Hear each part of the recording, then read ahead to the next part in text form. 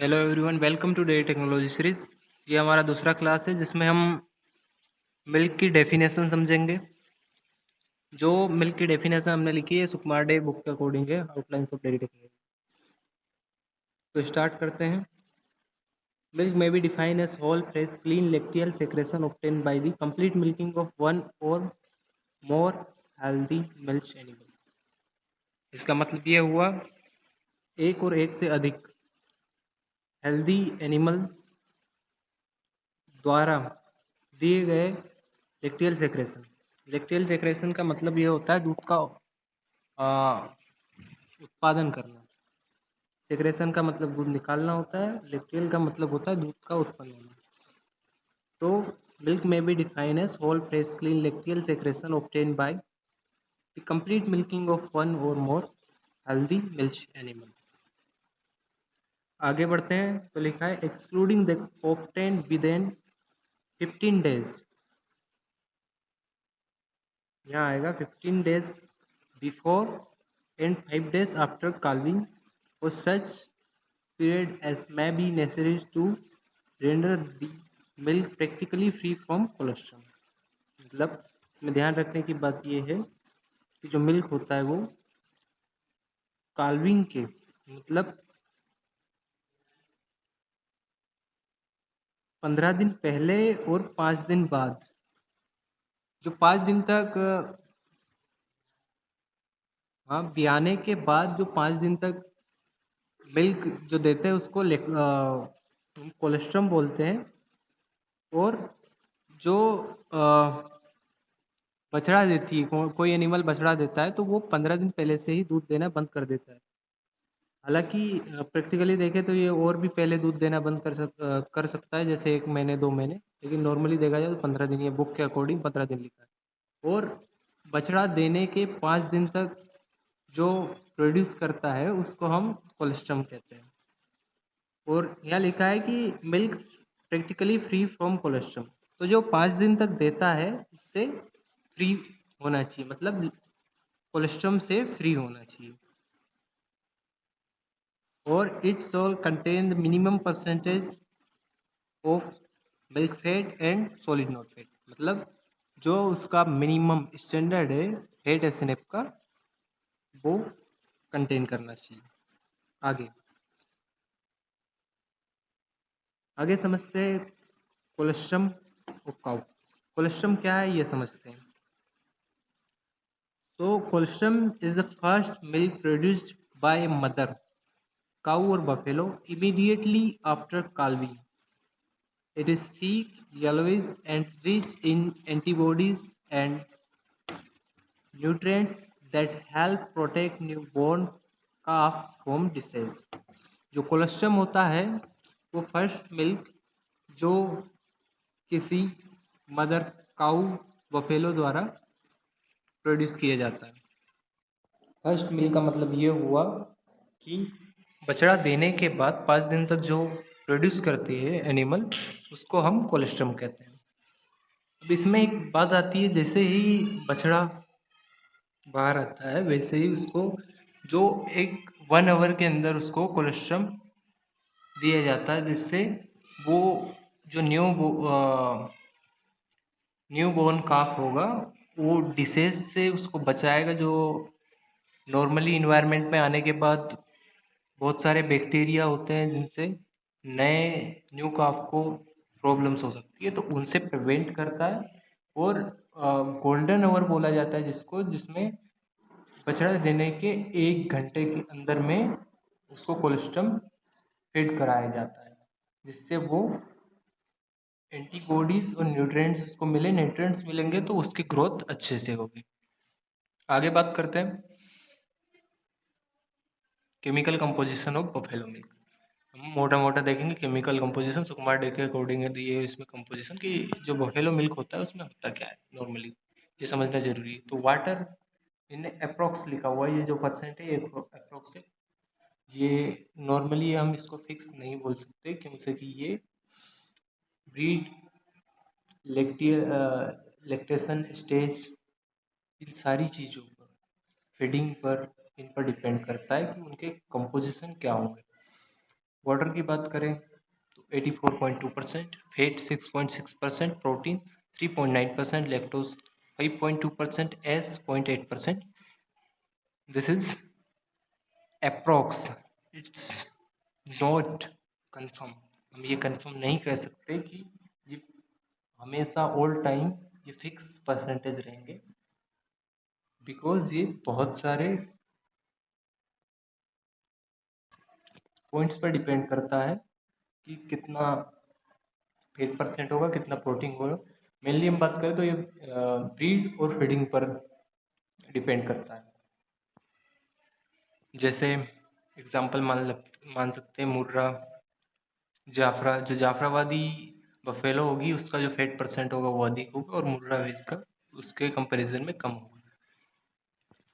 Next, काऊ के chemical composition देखेंगे। इसमें दिया हुआ है वाटर 87.7%, ये भी सारे परसेंट अप्रोक्स है, ठीक है। फेट जो होगा वो 3.6 लिखा हुआ है, इसको हम 4.6 भी कर सकते हैं। सुकमा डैम में ये 4.6 लिखा है, राइट।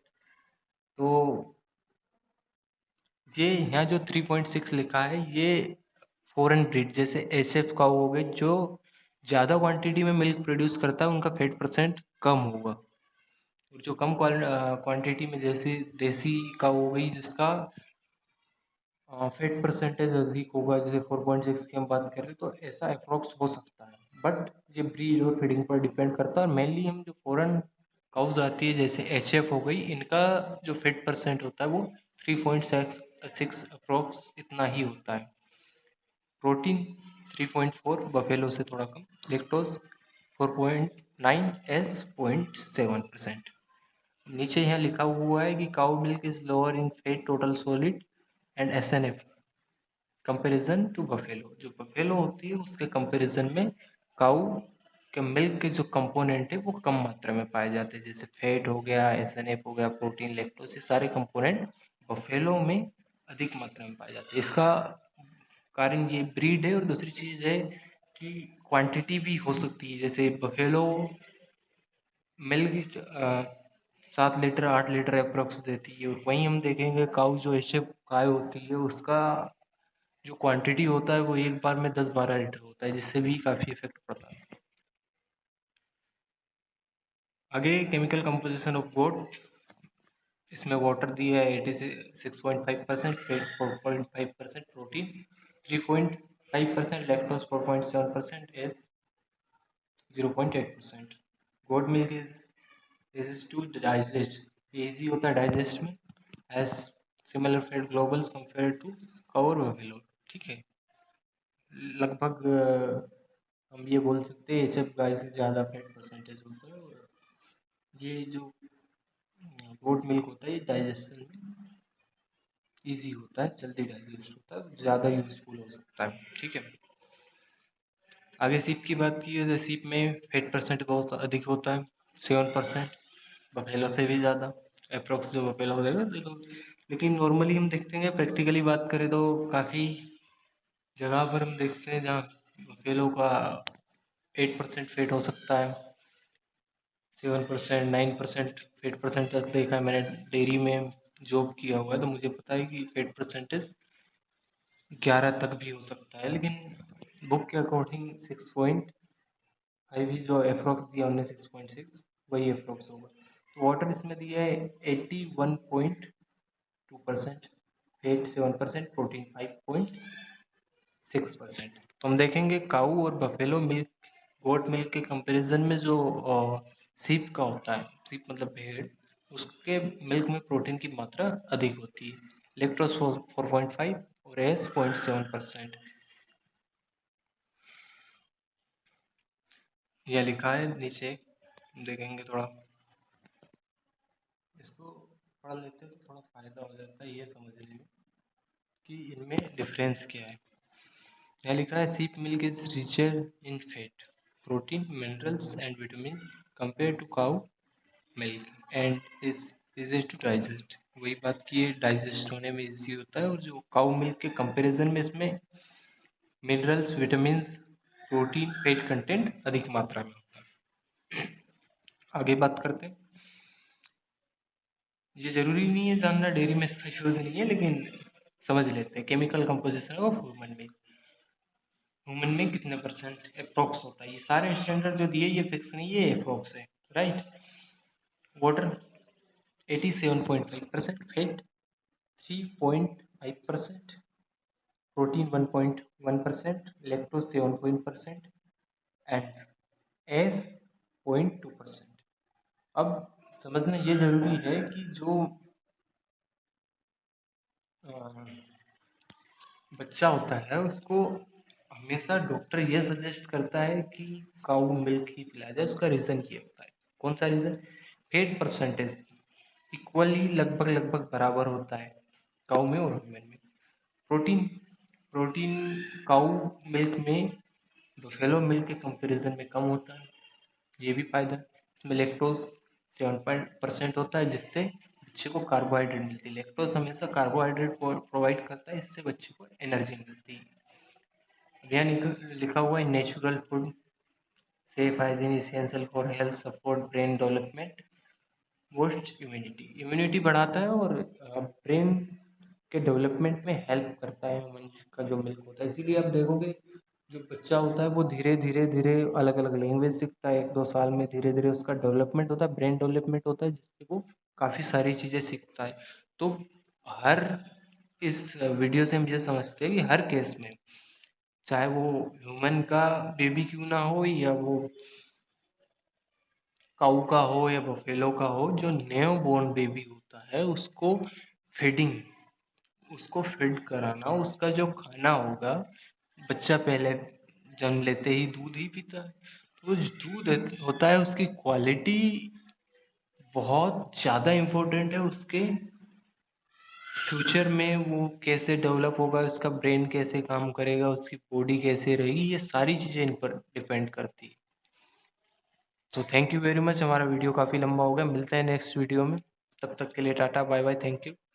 और आपका संबंध डेयरी टेक्नोलॉजी से तो लाइक करें, सब्सक्राइब करें, जिससे मुझे भी अगली वीडियो बनाने का मौका मिले और मैं भी चाहूँ कि अगली वीडियो बनाऊँ। Thank you very